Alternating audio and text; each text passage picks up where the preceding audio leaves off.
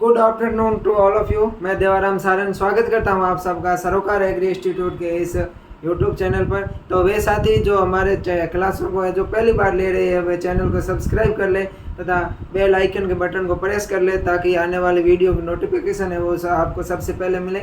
आज दोस्तों अपन बात करने वाले हैं सॉइल साइंस एसएससी के जो फंडामेंटल्स ऑफ सॉइल साइंस है फर्स्ट ईयर की फर्स्ट सेम में जो सॉइल साइंस चलती है उसका जो लेक्चर 2 है उसके बारे में है जो अपन बात करेंगे। पिछली क्लास में है जो अपन ने लेक्चर 1 की प्रथम लेक्चर वो पढ़ा था, सॉइल कॉन्सेप्ट पढ़ा था। आज है अपन जो लेक्चर सेकंड है उसको पढ़ने बात करने वाले हैं। बात करें अपन लेक्चर सेकंड की साथियों तो इसमें है सॉइल जेनेसिस यानी मृदा उत्पत्ति, उसके अलावा सॉइल फॉर्मिंग मृदा निर्माण, रॉक्स चट्टान और मिनरल्स उनका है जो वर्गीकरण पढ़ेंगे। चट्टानों और खनिजों का है जो वर्गीकरण पढ़ेंगे। सॉइल जेनेसिस यानी कि मृदा उत्पत्ति के बारे में है जो अपन साथियों आज बात करने वाले हैं। तो बात करते हैं आज की अपनी क्लास में। अब बात करेंगे अपन सॉइल जेनेसिस के बारे में, मृदा उत्पत्ति के बारे में। अगर अपन बात करते हैं कि मृदा उत्पत्ति क्या होती है दोस्तों, मृदा उत्पत्ति क्या होती है कि चट्टानों तथा खनिजों का भौतिक तथा रासायनिक रूप से जो अपक्षय होता है और अपक्षय के होने से जो सोलम बनता है उसको ये दोस्तों क्या बोलते हैं, मृदा उत्पत्ति बोलते हैं। तो चट्टानों तथा खनिजों का भौतिक रासायनिक व जैविक कारकों से अपक्षय होने से जो सोलम का निर्माण होता है क्या कहलाता है दोस्तों, मृदा उत्पत्ति कहलाता है। जब चट्टानों का है जो भौतिक जैविक और रासायनिक रूप से अपक्षय होता है चट्टानों और खनिजों का, उनसे है जो रेगोलित बनता है वो सोलम बनता है और वो सोलम से मृदा बनने के निर्माण में जो मृदा उत्पत्ति कहलाता है। बात करते हैं अपन अर्थ के बारे में कि पृथ्वी क्या है दोस्तों। पृथ्वी ये क्या है, पृथ्वी एक ग्रह है, विशाल का ब्रह्मांड का एक छोटा सा ग्रह है दोस्तों। एक विशाल का ब्रह्मांड का एक सूक्ष्म भाग है जिसका ऊपरी भाग किससे ढका रहता है, मृदा से ढका रहता है। पृथ्वी का जो ऊपरी भाग है दोस्तों वो है जो मृदा से है जो ढका रहता है। पृथ्वी की है जो उत्पत्ति के बारे में जो एक सिद्धांत दिया गया उसे है जो निहारिका परिकल्पना कहते हैं। क्या कहते हैं दोस्तों, निहारिका परिकल्पना कहते हैं। ये जो निहारिका परिकल्पना है दोस्तों इसके अनुसार क्या होता है कि जब पहले क्या है, ब्रह्मांड है दोस्तों एक बहुत बड़ा है जो आग का गोला था जिसमें है जो गैसें हीलियम वगैरह है जो आग के रूप में थी, उसमें वाष्प के रूप में थी। फिर है जो वो धीरे धीरे ठंडा हुआ, उनमें से एक है अपना जो पृथ्वी है जो ठंडा होकर ग्रह का निर्माण लिया। तो ये है दोस्तों निहारिका परिकल्पना है। उसके बाद में है जो दोस्तों अपन बात करते हैं आगे, इस निहारिका परिकल्पना के बाद में अगर अपन आगे बात करें दोस्तों तो अनेक भूगर्भीय शास्त्री हुए थे। भूगर्भीय शास्त्रियों के अनुसार है जो पृथ्वी के मंडलों को है जो दोस्तों 3 भागों में बांटा गया है। कितने भागों में बांटा है दोस्तों, पृथ्वी के मंडल को है जो 3 भागों में बांटा है। इसमें पहला है दोस्तों वायुमंडल है दोस्तों, एटमॉस्फेयर है। दूसरा है दोस्तों हाइड्रोस्फेयर है यानी कि जल मंडल है। क्या है दोस्तों, जल मंडल। और तीसरा है दोस्तों वो है स्थल मंडल यानी लिथोस्फेयर के बारे में। अगर अपन बात करें एटमॉस्फेयर के बारे में बात करें, वायुमंडल के बारे में बात करें दोस्तों तो वायुमंडल क्या होती है, वायुमंडल रंगहीन स्वादहीन गंधहीन क्या है, गैसों का मिश्रण है। वायुमंडल में क्या है दोस्तों, रंगहीन गंधहीन और जो स्वादहीन है दोस्तों वो क्या है, गैसों का मिश्रण है। और ये है जो पृथ्वी को है जो चारों तरफ से हुए घिरे हुए वायु का आवरण है। वायुमंडल क्या है, पृथ्वी का है जो चारों तरफ से घिरा हुआ आवरण है। इसे आगे अपन बात करें तो है जो वायुमंडल के संगठन की बात करें, अगर अपन एटमॉस्फेयर के जो कॉम्बिनेशन है संगठन है उसमें बात करें तो इसमें नाइट्रोजन है वो 78.08% है। वायुमंडल में नाइट्रोजन की मात्रा कितनी है, 78.08% है। ऑक्सीजन की मात्रा है वो है 29.95%, यानी लगभग 21% के आसपास है जो इसमें ऑक्सीजन की मात्रा पाई जाती है। उसके बाद में कार्बन डाइऑक्साइड की मात्रा देखें तो है 0.03%। कितनी है कार्बन डाइऑक्साइड, कार्बन डाइऑक्साइड है दोस्तों 0.03%। उसके बाद में ऑर्गन को देखें तो ऑर्गन है वो है 0.93%। वायुमंडल में ऑर्गन की मात्रा कितनी है दोस्तों, वायुमंडल में ऑर्गन की मात्रा है वो है 0.93% है। और ये है गैसों का संगठन ध्यान रखना, न्यू टाइम में जो पूछ सकते हैं कि नाइट्रोजन कितनी है, ऑक्सीजन कितनी है। उसके बाद में देखें स्ट्रक्चर ऑफ एटमॉस्फेयर, वायुमंडल की अगर अपन संरचना को देखें साथियों तो वायुमंडल की संरचना को है जो 4 भागों में बांटा गया है। सौर मंडल, मध्य मंडल, समताप मंडल और अयन मंडल, इन 4 भागों में है जो बांटा गया है। अगर अपन बात करें सौर मंडल की, सौभ मंडल की अपन बात करें तो सौभ मंडल क्या है, इसको है जो ट्रोपोस्फीयर कहते हैं। सौभ मंडल है जो वायुमंडल की है जो सबसे निचली परत के रूप में है जो जाना जाता है। वायुमंडल की जो सबसे निचली परत होती है उसको है जो सौभ मंडल जाना जाता है। और सौभ मंडल की ऊंचाई है वो 8 से 18 किलोमीटर होती है। सौभ मंडल की ऊंचाई कितनी होती है साथियों? सौभ मंडल की जो ऊंचाई होती है वो यहाँ धरातल से लेके यानी कि 8 किलोमीटर और फिर 8 किलोमीटर से लेकर 18 किलोमीटर तक के बीच की जो मंडल आता है वो आता है सौभ मंडल, 8 से 18 किलोमीटर के बीच में। इसमें तापमान है जो ऊंचाई के साथ में घटता है। जब अपन वायुमंडल में सौभ मंडल में ऊपर गति करते हैं तो तापमान है वो ऊंचाई के साथ में है जो घटता है। और 1 किलोमीटर तापमान में है जो 1 किलोमीटर अगर अपन ऊपर जाएंगे तो 6.5 डिग्री सेल्सियस तापमान में जो कमी आएगी, जिसको लेफ्ट रेट बोलते हैं। क्या बोलते हैं दोस्तों? Left rate. अगर अपन लेफ्ट रेट की बात करें, लेफ्ट रेट क्या होता है कि जब अपन है जो सौभ मंडल के अंदर 1 किलोमीटर ऊपर जाते हैं, सौभ मंडल में 1 किलोमीटर है जो अपन 1 किलोमीटर सौभ मंडल में अपन 1 किलोमीटर ऊपर जाते हैं, अपन 1 किलोमीटर ऊपर की ओर गति करते हैं तो लगभग 6.5 डिग्री सेल्सियस तापमान में जो गिरावट आती है, जिसको है जो लेफ्ट रेट के नाम से है जो जाना जाता है। और वायुमंडल की कुल भार का है जो 75% वजन है जो इसी मंडल में आता है। वायुमंडल की अगर अपन बात करें प्रॉपर वायुमंडल, तो उसमें से है जो 75% भाग है वो है जो सौभ मंडल में आता है, 8 से 18 किलोमीटर के बीच में आता है। उसके बाद आगे अपन बात करें तो सभी जो मौसमी घटनाएं होती है वो है जो इसी मंडल में होती है। जैसे बिजली का कड़कना, बारिश होना, जो सारी घटनाएं हैं वो सौभ मंडल के अंदर होती है। जैसे बादल बनना, वर्षा होना, कोहरा, ओस गिरना, ये सभी घटनाएं हैं जो वायुमंडल में होती है, जो है जो सौभ मंडल में होती है। दूसरा आता है वो आता है स्ट्रेटोस्फीयर यानी समताप मंडल। क्या आता है दोस्तों? स्ट्रेटोस्फीयर समताप मंडल आता है। समताप मंडल की अपन ऊंचाई की बात करें तो समताप मंडल की ऊंचाई होती है वो 18 से 50 किलोमीटर होती है। कितनी होती है साथियों? समताप मंडल की ऊंचाई है वो 18 से 50 किलोमीटर होती है। लगभग है जो 18 से 50 किलोमीटर ऊंचाई तक है जो समताप मंडल बताता है। और ये वायुमंडल की है जो सबसे गर्म परत है। समताप मंडल होता है जो वायुमंडल का है जो सबसे गर्म परत है। क्या? सबसे गर्म परत। अगर अपन सबसे गर्म परत की बात करें तो कौन सी है? वो है जो समताप मंडल है, 18 से 50 किलोमीटर के बीच का जो क्षेत्र है वो। इसमें है समताप मंडल में नीचे की परत में ओजोन परत पाई जाती है। जो समताप मंडल होता है, समताप मंडल के जो नीचे की परत होती है लगभग 18 से 25 किलोमीटर, 18 से 25 किलोमीटर होता है। इस 1825 किलोमीटर में जो ओजोन पाई जाती है O3 पाई जाती है। ओजोन की अगर बात करें अपन तो ओजोन है साथियों सूर्य से आने वाली पैराबैंगनी किरणें, जो सूर्य से विभिन्न हानिकारक किरणें आती है, हानिकारक पैराबैंगनी अल्ट्रावायलेट किरणें आती है, उनको है जो पृथ्वी पर आने से जो रोकने का कार्य कौन करती है? 18 से 25 किलोमीटर के बीच में जो ओजोन पाई जाती है वो है जो रोकने की कार्य करती है। और अगर इसके मापन की बात करें तो ओजोन का जो मापने की इकाई है दोस्तों, ओजोन के मापने की इकाई है डॉप्सन। क्या है? डॉप्सन। ध्यान रखना ये भी कि ओजोन के मापने की इकाई है वो डॉप्सन है। आजकल है दोस्तों जब अपन घर में और एसियों में जब यूज करते हैं ज़्यादा तो इनसे है जो पिरियन तथा क्लोरोफ्लोरोकार्बन गैस निकलती है। कौन सी गैस निकलती है? पिरियन। और पिरियन के अलावा है जो क्लोरोफ्लोरोकार्बन गैस निकलती है, ये पिरियन क्लोरोफ्लोरोकार्बन गैस है जो O3 को है O2 तथा O अणु में जो तोड़ देती है, जिससे है जो इस ओजोन परत का है जो अपक्षय हो रहा है, ओजोन परत है जो धीरे धीरे नष्ट हो रही है। इस कारण है जो पैराबैंगनी किरणें जो पृथ्वी पर पहुंचती है और जो अपने है जो त्वचा से संबंधित जितने भी रोग है वो है जो उत्पन्न करती है। इसमें है जो 18 से 25 किलोमीटर में होती है, इसलिए इस मंडल को है जो ओजोन मंडल भी कहा जाता है। उसके बाद में बात करें दोस्तों, अगला आता है मध्य मंडल। क्या आता है अपने? इससे आगे आता है मध्य मंडल, मेसोस्फीयर आता है। अगर अपन मेसोस्फीयर की बात करें, मध्य मंडल की बात करें तो इसकी ऊंचाई होती है 50 से 80 किलोमीटर होती है। मेसोस्फीयर मध्य मंडल की ऊंचाई कितनी होती है साथियों? मध्य मंडल की ऊंचाई होती है वो होती है 50 से 80 किलोमीटर के बीच में है जो मेसोस्फीयर इसकी मध्य मंडल की है जो ऊंचाई होती है। वायुमंडल की है जो सबसे ठंडी परत के रूप में है जो जानी जाती है वो कौन सी जानी जाती है? मध्य मंडल जानी जाती है। और सबसे गर्म परत है जो अभी अपन ने पढ़ी थी समताप मंडल, वायुमंडल की सबसे गर्म है।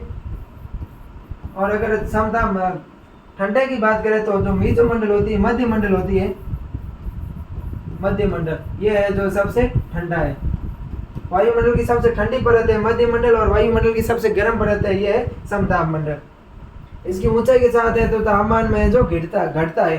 क्षोभ मंडल में है जो ऊंचाई के साथ में तापमान घटता था, और इसमें भी है जो ऊंचाई के साथ में है जो तापमान घटता था, घट रहा है। वहां पर लैप्स रेट थी साथियों क्षोभ मंडल में, वो थी 6.5। उसके बाद में आता है थर्मोस्फीयर आता है। कौन सा आता है दोस्तों? थर्मोस्फीयर। चौथा है जो थर्मोस्फीयर या आयन मंडल। क्या है? थर्मोस्फीयर या आयन मंडल। इसकी अगर बात करें तो इसकी ऊंचाई है जो 1880 से है जो 1600 किलोमीटर होती है। कितनी होती है? 80 से 1600 किलोमीटर की है जो इस आयन मंडल की है वो ऊंचाई होती है।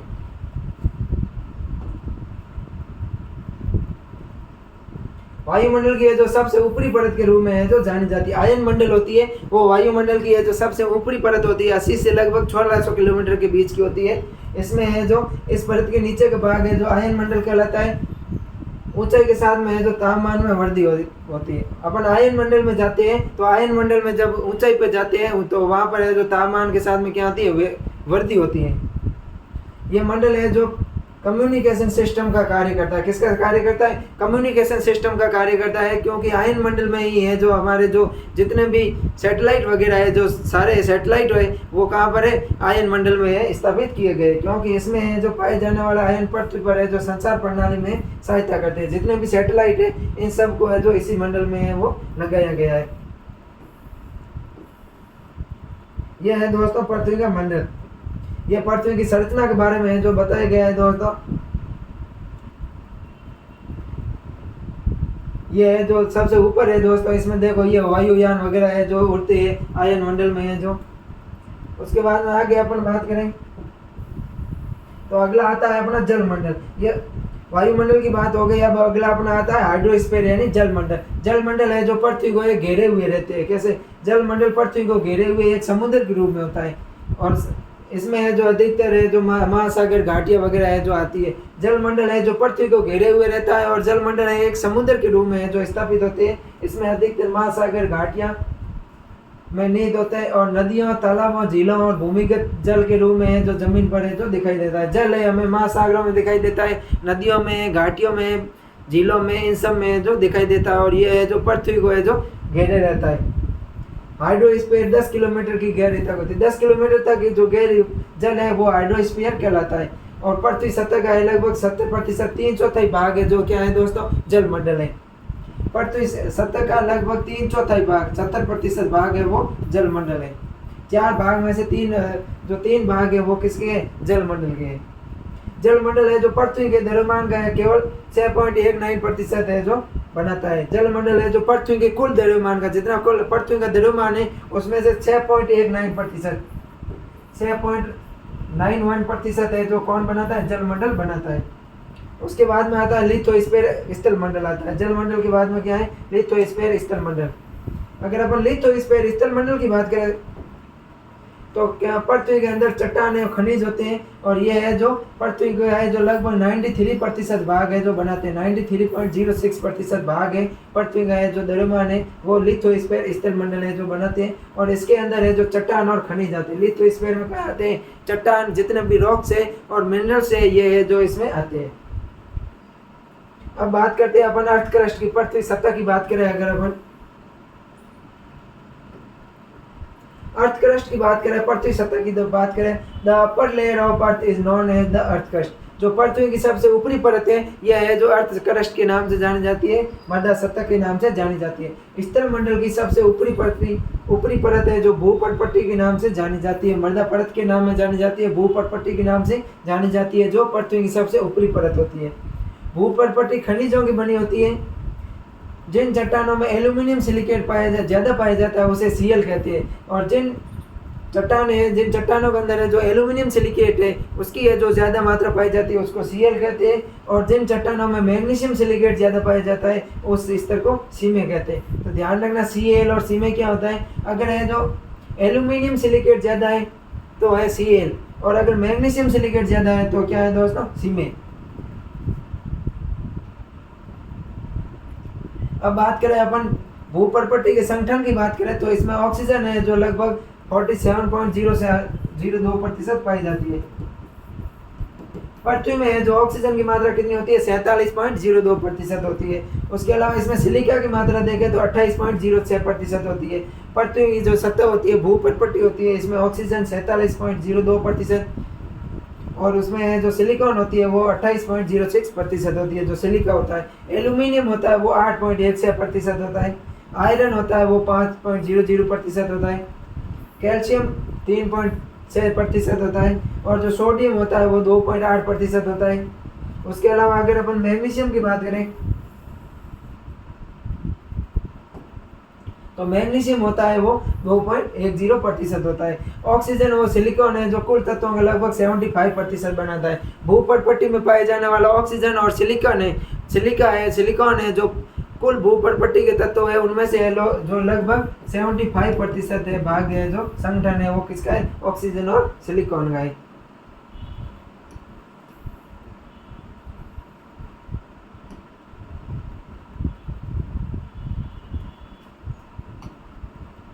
आगे बात करें तो ये है पृथ्वी का संगठन का एक डायग्राम। क्या है, पृथ्वी के संगठन का डायग्राम है जिसमें है जो ऑक्सीजन है लगभग 47% है ऑक्सीजन। उसमें है जो एल्यूमिनियम है लगभग 8.1%, आयरन है 5%, उसमें कैल्शियम है 3.6%, सोडियम है 2.8%, पोटेशियम है 2.6%, मैग्नीशियम 2.1% और अदर है जो 0.8% और सिलिकॉन है वो 28% है। सिलिकॉन और ऑक्सीजन है वो लगभग है जो 75% है जो भाग बनाते हैं पृथ्वी के संगठन का।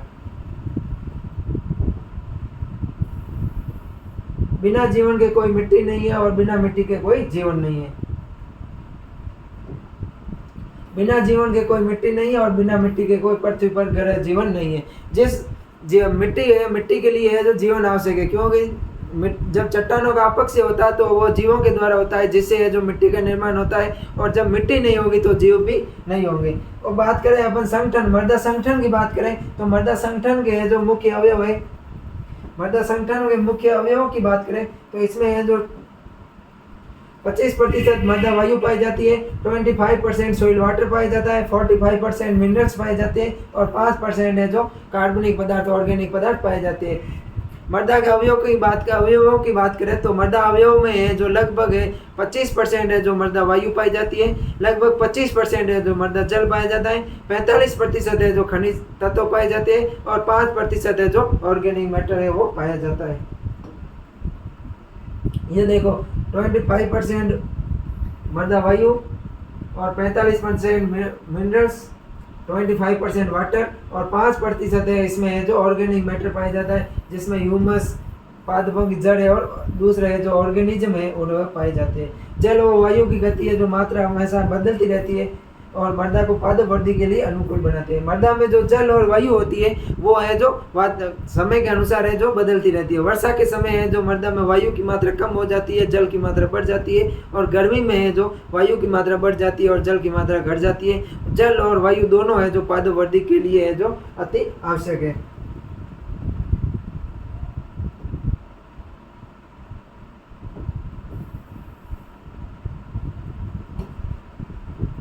आगे अपन बात करें कंपोजिशन ऑफ सॉइल एंड मृदा वायु के संगठन की बात करें कि जो मृदा में वायु पाई जाती है उनके अगर अपन संगठन की बात करें उनमें क्या क्या पाया जाता है तो उनमें है जो लगभग नाइट्रोजन पाई जाती है 78% पाई जाती है मृदा वायु में, और वातावरण में लगभग 78.08% है वो पाई जाती है। उसके अलावा अपन ऑक्सीजन देखें तो ऑक्सीजन है जो मृदा वायु में जो 20.03% पाई जाती है और एटमॉस्फेयर वातावरण में है जो 20.95% पाई जाती है। कार्बन डाइऑक्साइड की बात करें, CO2 की बात करें तो मृदा वायु में लगभग 0.03% पाई जाती है और वातावरण में 0.03% पाई जाती है। उसके अलावा ऑर्गन की बात करें तो पृथ्वी में लगभग ऑर्गन नहीं पाया जाता है और वातावरण में वो 0.93% है जो पाया जाता है। मृदा सतह की गहराई के साथ में कार्बन डाइऑक्साइड की मात्रा बढ़ती है तथा ऑक्सीजन की मात्रा घटती है। जब अपन मृदा सतह से है जो मृदा की गहराई में जाते हैं तो मृदा की गहराई में है जो कार्बन डाइऑक्साइड की मात्रा बढ़ती है तथा ऑक्सीजन की मात्रा में जो साथियों कमी आती है। उसके बाद में अपन बात करते हैं अब चट्टानों की। किसकी बात करें? चट्टानों की। अगर अपन चट्टानों की बात करें कि चट्टानें क्या होती है, रॉक्स क्या होती है, तो चट्टान खनिज पदार्थों से बनी ठोस पिंड होती है। ये क्या एक से अधिक तत्वों से मिलकर ये बनी होती है। चट्टान क्या होती है? चट्टान है जो खनिज पदार्थों के संगठन से, खनिज पदार्थों के मिलने से बनी एक ठोस पिंड है। और ये क्या एक से अधिक खनिज पदार्थों, एक से अधिक तत्वों से है जो मिलकर बनी होती है चट्टानें। चट्टान क्या है साथियों? चट्टान है जो ठोस पिंड है, खनिज पदार्थों से मिलकर बनी होती है। इसमें है जो एक या एक से अधिक है जो तत्व पाए जाते हैं।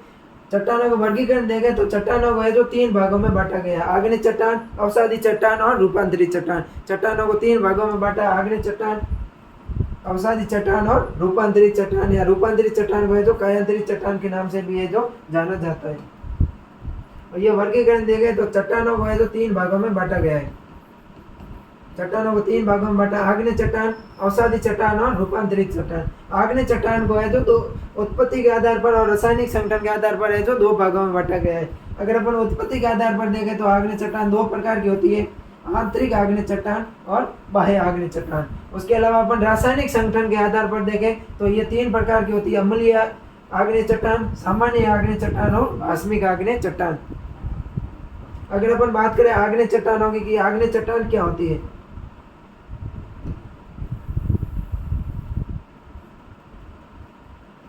आग्नेय चट्टानों की बात करें अपन, आग्नेय चट्टान क्या है? आग्नेय चट्टान है जो अधिक ताप के कारण पिघले हुए लावा के ठोस रूप में एकत्रित होने से बनी चट्टानें कहलाती है।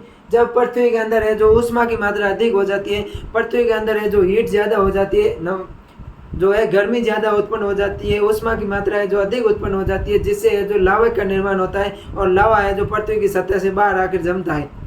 और जो लावा के जमने से जो जिन ठोस चट्टानों का निर्माण होता है वो चट्टानें कौन सी होती है? वो होती है आग्नेय चट्टान। आग्नेय चट्टानों को है जो मूल चट्टान भी कहते हैं, क्योंकि आग्नेय चट्टानों को मूल चट्टान इसलिए कहते हैं क्योंकि इन्हीं चट्टानों से आगे जाके रूपांतरित चट्टानें बनेगी। अवसादी और जो रूपांतरित चट्टानें है वो आग्नेय चट्टानों से ही बनती है। इनमें है जो परतों का अभाव पाया जाता है। आग्नेय चट्टानों में जो लेयर्स नहीं पाई जाती है, परतें नहीं पाई जाती है। ये स्थल मंडल का लगभग 95% है जो भाग बनाता है। अपन ने जो थल मंडल पढ़ा था पीछे, थल मंडल का है जो लगभग 95% भाग जो है आग्नेय चट्टानें बनाते हैं। इसमें गोल कणों का अभाव पाया जाता है। आग्नेय चट्टानों में जो साथियों परतों का अभाव पाया जाएगा और गोल कणों का अभाव पाया जाएगा। और लगभग है ये थल मंडल का है जो 75% भाग है जो बनाती, 95% भाग है जो बनाती है। अगर अपन बात करें तो ये है जो 2 प्रकार की होती है। कितने प्रकार की होती है? इनको है जो 2 भागों में है जो बांटा गया है, अंतस्थ आग्नेय चट्टान और बाह्य आग्नेय चट्टान। अंतस्थ आग्नेय चट्टानों की बात करें, जब द्रव्य पदार्थ है जो पृथ्वी के अंदर हीट के कारण जो लावा उत्पन्न हुआ था वो अगर पृथ्वी की सतह के अंदर ही ठंडा हो जाता है, भूमि के अंदर ही जो ठंडा होकर है जो चट्टान बन जाता है, तो इन चट्टानों को है जो अंतस्थ चट्टान कहते हैं। आंतरिक चट्टानों का उदाहरण है ग्रेनाइट, डायोराइट, क्वार्ट्ज। आंतरिक चट्टानों में क्या क्या है? ग्रेनाइट, डायोराइट और क्वार्ट्ज है जो आंतरिक चट्टानों का उदाहरण है। और बाह्य चट्टान क्या है? जब जो लावा है गर्म हुआ वो पृथ्वी की सतह के ऊपर आकर जो ठंडा होता है, तो उससे है जो ग्रेनाइट चट्टानों का है जो बाह्य आग्नेय चट्टानों का है जो निर्माण होता है। अगर अपन बाह्य आग्नेय चट्टानों की बात करें तो बाह्य आग्नेय चट्टानों में क्या होता है? जब ज्वालामुखी चट्टानें, इन्हें जो ज्वालामुखी चट्टानें भी कहते हैं, जब ज्वालामुखी आती है तो ज्वालामुखी के कारण जो जिन चट्टानों का निर्माण होता है वो बाह्य आग्नेय चट्टानें होती है। जब ज्वालामुखी के उद्वार के समय पृथ्वी की गर्मी से पिघला हुआ द्रव्य या लावा बाहर आकर है जो ठंडा होकर है जो शीघ्र ही पिंड का रूप धारण कर लेता है, उसे है जो बाह्य आग्नेय चट्टानें जो कहते हैं।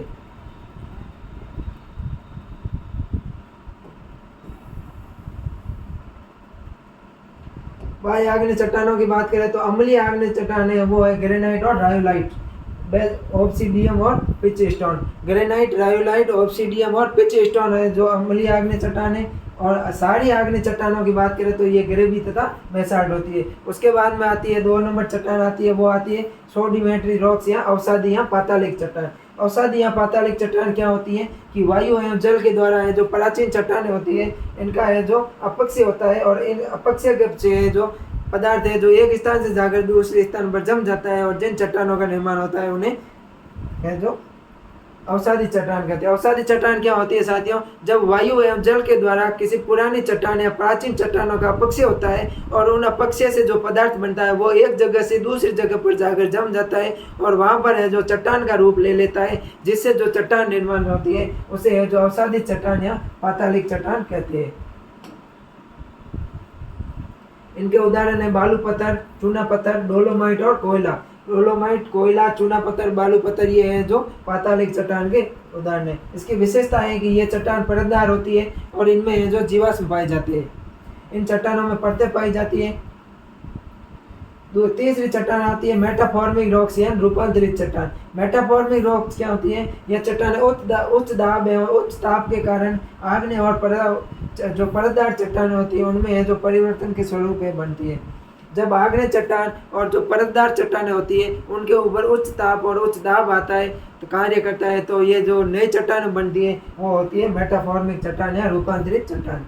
यह चट्टानें जो रूपांतरित चट्टानें सबसे ज़्यादा कठोर होती है। क्या साथियों? रूपांतरित चट्टानें होती है यह सबसे ज़्यादा कठोर होती है। उदाहरण है जैसे मूल चट्टान है जो चूना पत्थर से जो निर्मित चट्टान है रूपांतरित, वो कौन सी है? मार्बल। उसके अलावा अपन बालू पत्थर की बात करें तो बालू पत्थर से जिस चट्टान का निर्माण होता है वो क्वार्ट्ज चट्टान है। और सेल चट्टान से है जिनका निर्माण होता है वो स्लेट है। ग्रेनाइट से है जो निस चट्टान का निर्माण होता है। पीट से है जो कोयला बनती है। माइका है जो सीट से बनता है। उसके अलावा अपन आगे बात करें तो आगे अपन आता है फॉर्मेशन ऑफ रॉक्स यानी कि चट्टानों का निर्माण। तो ये है साथियों अगली क्लास लेक्चर में अपन पढ़ेंगे। तो मिलते हैं साथियों नेक्स्ट क्लास में। चैनल को सब्सक्राइब कर लेना और अपने साथियों के पास में भी है जो इस वीडियो को है जो भेजना, ताकि उनको भी है जो बीएससी में है जो थ्योरी क्लास में पढ़ने का है जो मौका मिले। मिलते हैं नेक्स्ट क्लास में, तब तक के लिए थैंक यू, धन्यवाद साथियों।